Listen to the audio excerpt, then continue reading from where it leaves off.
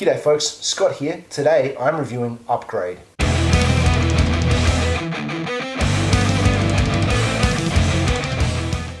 Upgrade is directed by Lee Wannell, an Australian writer, director, actor, most commonly known for his co-work on Saw and Insidious. This is a science fiction, action, mystery movie. I didn't expect anything going in. I didn't really know that much about it. I had a few people really talk it up. Some people were raving about the trailer for it. As always, I don't do trailers, so I went in having not seen anything. So I went in really not knowing what to expect. At a trailer level, without spoiling anything, it's set in the future. It's about a guy played by Logan Marshall Green, who is paralyzed in a violent crime where his wife was killed. And he's given an opportunity to be repaired by a new system called STEM, which is like a tiny little chip that goes on his spinal cord and integrates into his body.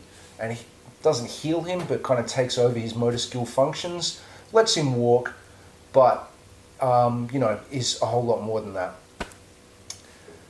If you break it down after you see the movie, there's heaps of holes in the story and parts of it don't make a lot of sense. But for what it is, a fun, violent science fiction action film, it was pretty cool. Normally, Logan Marshall Green doesn't do heaps for me. I've only seen him in a few films. Notably, he was Charlie in Prometheus, who I didn't like at all.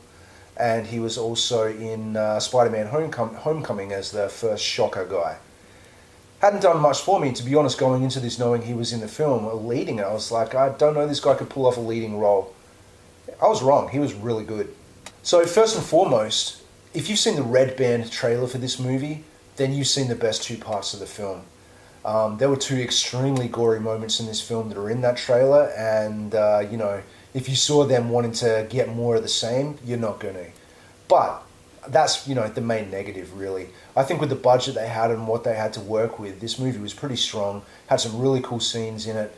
It turns out that STEM not only can talk to him, but it can also take over in situations like combative situations where he isn't really able to deal with it and protect himself. And he just issues a command and this thing takes over and it just beats the shit out of dudes in very inventive and very cool ways. It kind of reminded me a little bit of how Neo behaved once he realized he'd become the one and had that very, casual blocking and evasion and attack and things like that.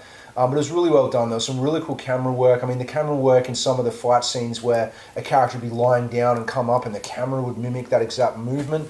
Very reminiscent of some of the camera work done in The Raid and The Raid 2, but still very effective.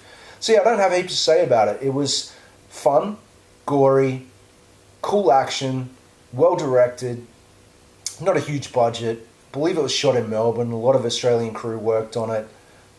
I don't think it'll be in cinemas for long. If you haven't seen it yet, I really recommend you do. Give it some money. It deserves it. And that's all I've really got to say. So thanks for watching. I'll be back to review Jurassic Park real soon, like tomorrow. And please subscribe to this channel if you haven't already. Thanks.